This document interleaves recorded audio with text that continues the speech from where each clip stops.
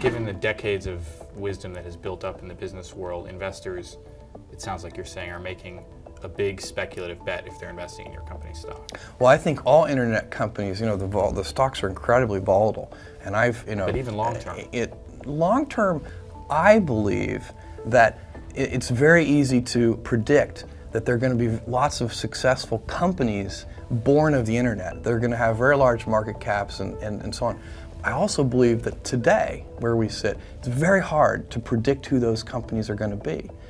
So you can make bets on these things, and I think that Amazon.com, if we're not one of those important, lasting companies born of the internet, we will have nobody to blame but ourselves, and that we will be extremely disappointed in ourselves. But there are no guarantees. It's very, very hard to predict. If you go back and look at the companies created by the PC revolution, in 1980, you probably wouldn't have predicted the 5 winners. The 5 biggest winners. There have been lots of winners, actually. So this space is a little different, and brand name may mean more, and there's some increasing returns kinds of things may mean more. But I believe that if you can focus obsessively enough on customer experience, selection, ease of use, low prices, more information to make purchase decisions with, if you can give customers all that, plus great customer service, and with our toys and electronics, we have a 30-day return policy. If you can do all of that, then I think you have a good chance, and that's what we're trying to do.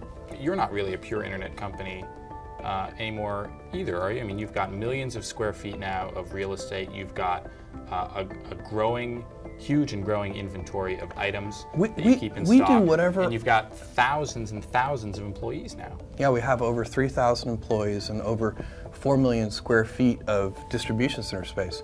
And those are things I'm very, very proud of, because with that distribution center space and half a dozen distribution centers around the country, it allows us to get product close to customers so that we can ship it to customers in a very timely way, which improves customer service levels. That's what we're about. If there's one thing Amazon.com is about, it's obsessive attention to the customer experience, end to end. And that's what those distribution centers are for. But you're not a pure internet play. It doesn't matter to me whether we're a pure internet play. What matters to me is, do we provide the best customer service? Internet, schminternet, that doesn't matter. Well, but it does matter to your investors to know whether they're investing in a company that No, they should be investing in a company that obsesses over customer experience. In the long term, there is never any misalignment between customer interests and shareholder interests. Well, that's the same argument that somebody at Walmart would make as well, wouldn't they? I don't see why not. I think they should make that argument. So it's a correct argument. Okay, so you'll open as many square feet of space, physical space, as you have to, hire as many employees as you have to service customers. Absolutely, and we'll do it as rapidly as we can. That's a very cost-intense proposition. Not compared to opening an equivalent network of retail stores. So if you open a bunch of chain stores, look, when we open a distribution center, we're opening places that may have, where we may pay 30 cents a square foot for a lease, instead of paying $7 a square foot, which you might pay in a high traffic retail area. So when you compare those things, they're not the same. You can't compare a big chain of retail stores to half a dozen distribution centers. It's just not, it's bad math. Okay.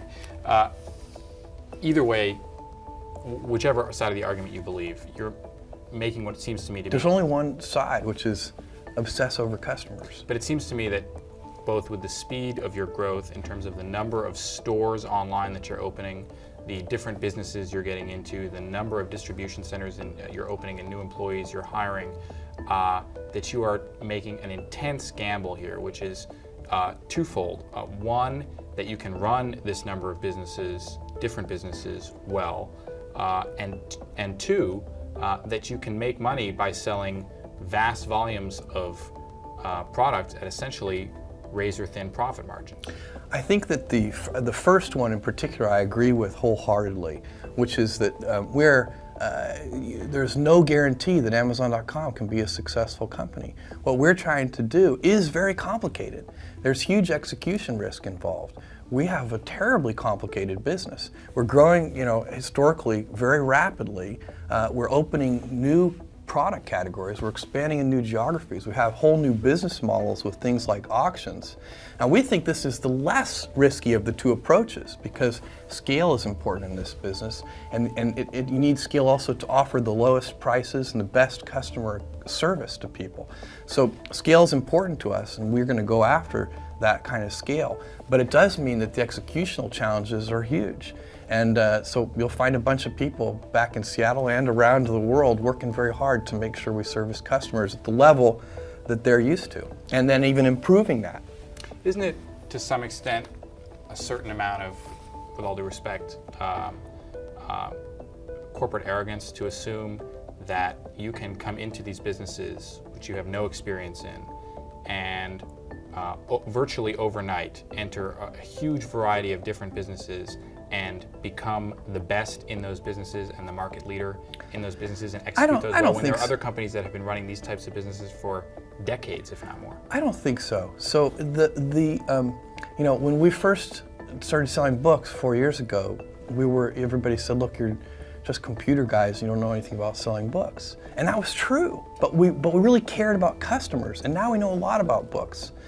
And when we first started selling music, people said the same thing.